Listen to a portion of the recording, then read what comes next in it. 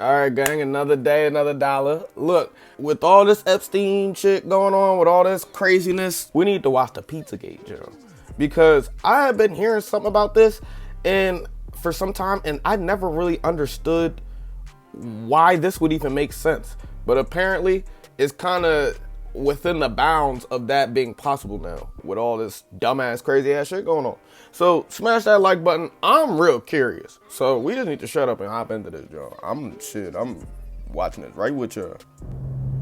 We're probably gonna do multiple parts. Could you imagine a world where the top 1%, the elites of our society, the ruling class, the ones who run the government and are pulling the strings behind everything, are secretly involved in some of the most depraved things that you could ever possibly imagine? I'm getting a feeling of deja vu. I feel like I've heard this story before somewhere. Nowadays, that might not be that hard to believe, but back in 2016, this was something that was unfathomable to most people. How's it going, everyone? Welcome or welcome back. My name is Chase, and today we're talking about Pizzagate. So when Pizzagate started gaining traction during the heated 2016 election cycle on places like Poll, 4chan's political board, it wasn't hard to initially dismiss the whole thing as nothing more than a crazy alt-right conspiracy. But I think it's worth revisiting the theory in modern times, especially in light of recent events. Let me say first and foremost that I have no political bias here, and all I care about is the evidence that has been presented. My goal is not to convince you that Pizzagate is real, nor is it to disprove it. All I'm here to do is present to you the theory as a whole and all the supporting evidence, and then you can come to your own conclusions. I'll also note here that I've spent over a month going down this rabbit hole, and every mainstream source is so quick to say that it's debunked and there's no truth behind it at all, but I haven't seen a single one of them actually debunk any of the evidence. But you should obviously take their word for it because they probably have hundreds of millions of dollars, billions of dollars even, and I'm just a little chud in my room sitting at my computer, so I'm sure they just— And I gotta throw this in there real quick before we really get into this. I thought a lot of this conspiracy shit was dumb as hell. I do think the CIA killed MLK, yes. I do think 9/11 was an inside job with the US and Israel's. Yes, I do think that. But all the other shit when they be talking about people that were reptiles and like this person is like a demonic entity and he's not even here for real. I ain't believing it, but I'm not saying I believe in it now, but I'm getting closer. I have more information that I don't, and no one else does for some reason. Viewer discretion, of course. We're going to be talking about some dark shit here, so if you don't want to watch that, this is not the video for you. That all said, I hate to say it, but don't forget to like, comment, and subscribe. It really helps me out a lot.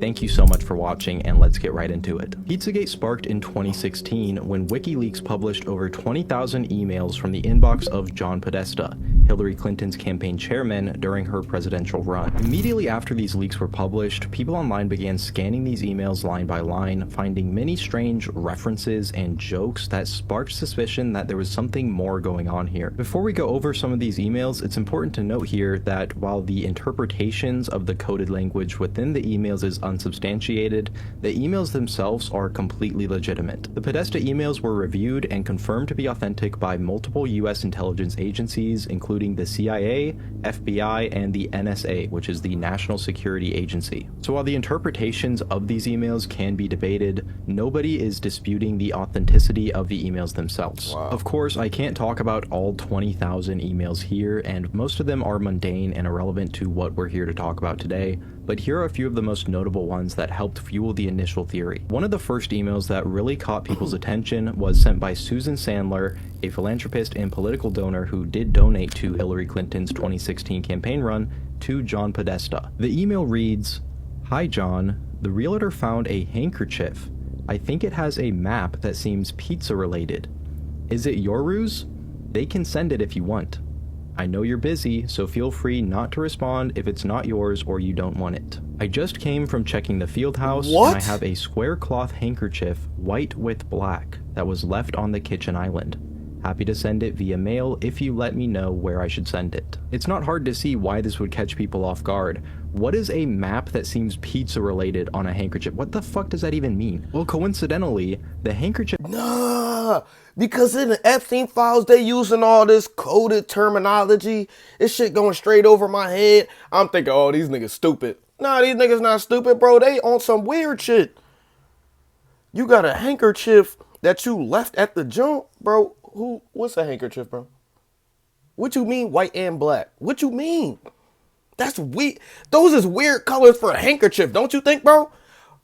All right, I have seen people pull up with a little white handkerchief, but you ain't like, why wouldn't you have like a red joint hopping out the joint, you know, to add something to your, and why would a handkerchief be that important? That shit like $5. Yeah, see, these niggas weird.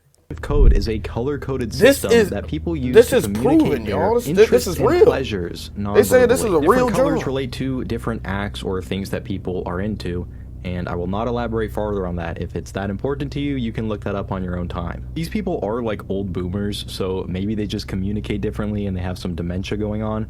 But again, what is a pizza-related map? What even is that? Another email that caught people's attention was sent to John Podesta by Herbert Sandler, who was at the time a co-CEO of Golden West Financial Corporation, a major political donor to the Clinton campaign. Now Herbert Sandler is burning in hell. I'm joking. Rest in peace, Herbert Sandler. I'm sure he did nothing wrong at all. Mary and John, I think you should give notice when changing strategies which have been long in place. I immediately realized something was different by the shape of the box, and I contemplated who would be sending me something in the square-shaped box. Lo and behold, instead of pasta and wonderful sauces, it was a lovely, tempting assortment of cheeses. Yummy. I'm awaiting the return of my children and grandchildren from their holiday travels so that we can demolish them.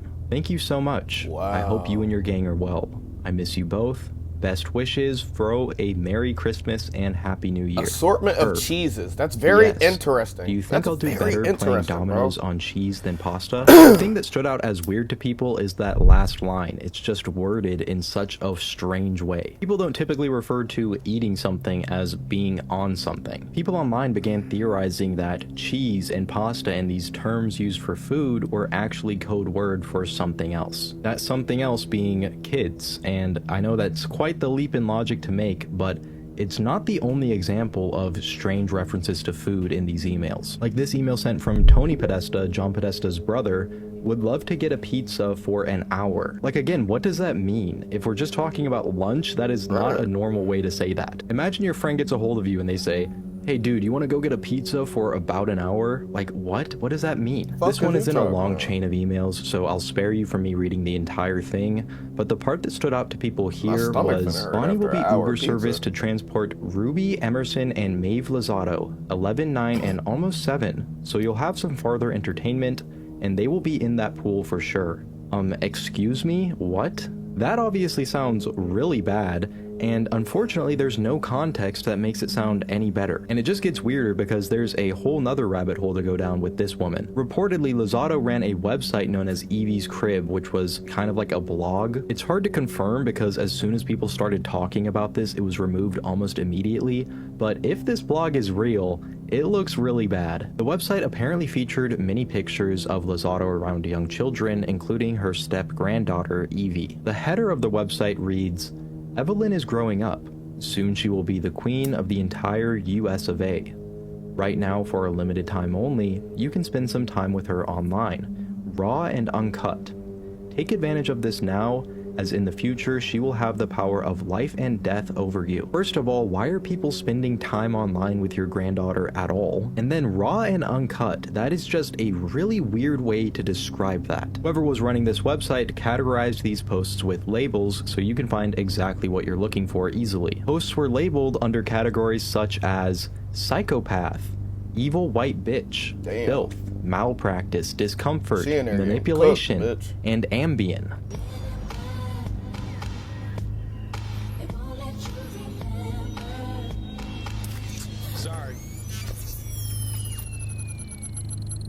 Ambien, for those who don't know, is a prescription drug that is classified as a hypnotic and is used to treat insomnia short term. One of the side effects of Ambien is that it wipes your memory.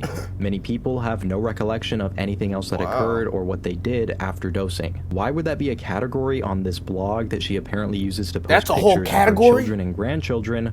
That's really anyone's best guess. Another picture on this blog shows a baby after bath time, and while not inherently sinister, it's definitely a little bit weird even though you can't see anything. But the caption here is what really stands out. It ends with, unrated version of this photo available only to premium subscribers. At the absolute best, if this website is real, which again I can't confirm, This is an incredibly weird and tasteless joke to make. This is something that I feel uncomfortable even saying right now. The last email we'll cover for right now is sent by Maria Abramovich to Tony Podesta and later forwarded to his brother John Podesta. Google describes Abramovich as a conceptual performance artist who has pushed the boundaries of performance art as a visual art form since the 1970s. Personally, I would just say that she's a freak, but anything is art, right? Dear Tony, I am so looking forward to the spirit cooking dinner at my place. Do you think you will be able to let me know if your brother is joining? Damn. All my love, She be getting hit. Marina Abramovich. I think I called her Maria a second ago, but anyways, it seems innocent enough at first glance.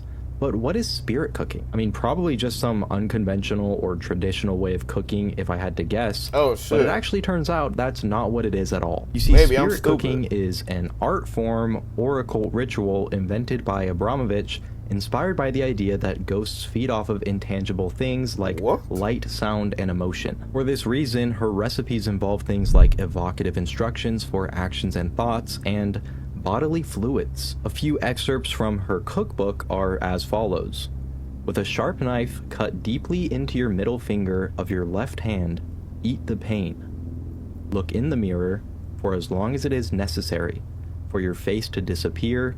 Don't eat the light. A moment ago, What the fuck is going on here? Nigga, what? I feel like I'm in a horror movie. Niggas over here talking about cutting. Nigga, what are we talking about? Bro, we talking about politicians and shit. Bro, these niggas is freaks, bro. But you gotta remember, bro, they was the weirdos in class back in the day. You gotta remember that. I'm sorry that we have to equate these things into the situation, but it plays a part. Because it's like, if you was the weirdo in class and you finally got $1 billion, you like, shit, let me do that weird shit that everybody thought I was weird for, but it don't matter because fuck them. I got more money than them, and I got more network than them. That's kind of, I'm like, yo, how is this even a joint? This make me think about when they was talking about eating babies in the Epstein joint. That's not a thought to me. When I see a baby, I think you cute. What? I look at my baby, I'm like, yo, you the cutest shit ever. I don't think, yo, you are a delectable joint. I'm trying to eat you. What is going on? I'm confused. I referred to spirit cooking as an art project or an occult ritual, and I wasn't being facetious. This is how Abramovich herself views her work. In an AMA on Reddit, Marina says herself that the context is what makes something art or not. Quote, everything depends on which context you are doing what you are doing. If you are doing the occult magic in the context of art or in a gallery, then it is art. If you are doing it in a different context, in spiritual circles or private house or on TV shows, it is not art. The intention, the context for what it is made, and where it is made defines what art is or not. So in her own words, they are doing an occult ritual. If you're curious to see this spirit cooking, you can find a video online of Abramovich giving one of these artistic performances herself as demonstration. The video shows Abramovich writing phrases from her cookbook on a wall in pig's blood and then dousing the statue of a small child in it. Now, of course, there's no way to say for sure if John Podesta attended this spirit cooking event or not, but coincidentally, in photographs from around that time, John Podesta can be seen with a band-aid on his left hand's middle finger. And people online have also mentioned that his hands, and particularly his fingers, are awfully scarred, as if they've been deeply wounded repeatedly. But I'm sure that's unrelated. Clearly, these are really bad optics, and we've already reached a point where the absolute best case scenario is that these people are involved in the occult and are doing blood rituals in private. People who are powerful, ruling class members of society are being invited to, in private, perform ceremonies and worship old world gods like Moloch and Baal, but more on that in a second. This is where James Alefantis and his world famous pizza come in, and it only gets weirder. So who is James Alefantis? Well, he's an entrepreneur who owns Comet Ping Pong, a pizza restaurant located in Washington, D.C., and also a location that was frequently mentioned in the Podesta emails. He's also one of the most powerful and influential people in the nation that you've never heard of. Despite being nothing more than a restaurant owner, GQ listed him as one of the 50 most powerful people in Washington in an article published in 2012. GQ writes, liberal 20-somethings in khakis drink beer and eat pizza at Alefantis-owned Comet Ping Pong. More established progressives wine and dine next door at Alefantis-owned Buck's Fishing Camping. Alphonsus is also the board president of Transformer, the contemporary art gallery that shamed the Smithsonian for removing an installation offensive to right-wingers. When it comes to DC radical chic, Alphonsus is unsurpassed. If you don't know him, you aren't wearing your scarf right. So basically, this restaurant owner is the pretentious king of the woke. And if you're left-wing and you don't know who James Alphonsus is, you must not be wearing your scarf right. Get out of my pizza shop, you peasant. When it comes to radical chic in DC, I am undefeated. Anyways, if this guy is one of the 50 most powerful people in our nation's capital, he must make some pretty good pizza or have connections somewhere else, right? Well, James Alphonsus is a gay man who was involved in a relationship with David Brock, who was chief of Media Matters, a major media organization tied to the Democratic Party, until he left in 2022. David Brock also founded Correct the Record, a super PAC created in 2016 to support the Clinton campaign. At a surface level, this doesn't seem that weird, and it does help explain some of the political power and influence that James Alphonsus has. But then people found his Instagram account, @JimmyComet, and as you can probably guess, it only gets weirder. We'll start with this picture that he had up on his Instagram showing a young child being held in a man's arms. Nothing wrong with that, but the caption of this picture is #ChickenLovers. Chicken lover is well-known coded language that was used in the 1994 documentary film Chicken Hawk that focuses on homosexual relationships with a large age gap. An age gap so large that it makes the relationship itself criminal. There's also this image that appears to be of a walk-in cooler being referred to as the kill room in the comments. Alphonsus captioned this picture, "Oh yeah, this looks fun," and then he went into the comments under his own post and wrote #murder. And like with everything else here, this is really only barely scratching the surface. There are countless weird pictures and captions from the Jimmy Comment Instagram, and if we went through all of them, we would be here all day. There's this picture of a young child with euros in his mouth, and Jimmy Comment writes, #Karis James loves spending euros. There's this picture of a baby doll holding a sign that says, German baby, $1,200, please do not touch. Jimmy Comment writes, way overpriced. There's this picture of a young child with their hands taped to a ping pong table. And in the comments... Nah, now we got getting out of pocket, bro. We gotta stop just writing shit off as, all right, bro, this shit sounds too outlandish. We can't give it no merit, bro. No, bro. No. If this shit is connected to niggas and this shit, if we have any mode of evidence, bro, you need to be persecuted immediately, gang. Because I'm telling y'all, bro, many people do this kid shit. And if you do your reading, bro, this shit has come from years ago. Years, like the first, all of the, okay, not all of them, many religious books, bro, them niggas had some weird shit in here like this. For real, you might want to lock in. You might want to start reading, bro. Niggas been doing this shit for so long, get them out of here. These niggas, it's in their DNA so long because they've been doing this shit for so many times. Nigga, get him out of here. You can't fix him. You can't fix a nigga that do this shit. Can you? Do you think you can? I don't think so, bro. I don't think so, bro. Just kill the whole family. Kill the whole cop.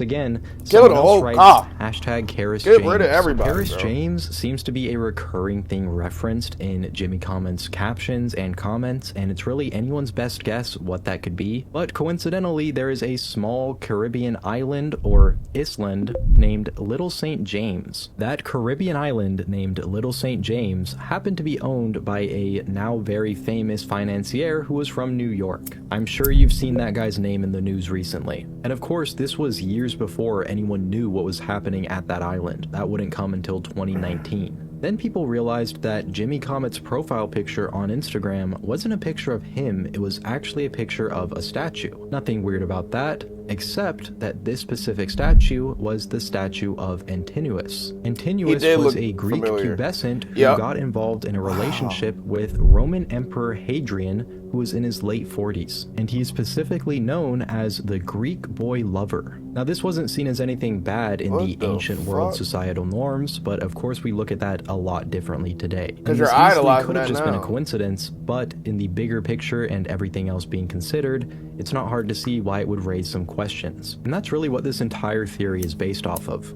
How many coincidences are you willing to overlook in order to believe the official narrative that there's nothing else going on here? Even if you think this is just a bunch of conspiracy nonsense, it's not hard to see why so many people buy into it, because in order to believe there's nothing else going on, you have to chalk so many things up to coincidence and just overlook them. The cryptic emails, the occult rituals being mentioned in the emails, the profile picture, the pictures posted on the Instagram. And there's also the elephant in the room of why is this man who is attracted to other men, so he has no kids of his own, spending so much time around so many different young children? Putting aside the weird context and captions of these pictures, who even are these children? And clearly I'm not the only one wondering that, because even Snopes notes how strange his Instagram was and how James Alefantis does not have any children and neither do his closest associates. And they also note how it was privated only 2 days after it was found, so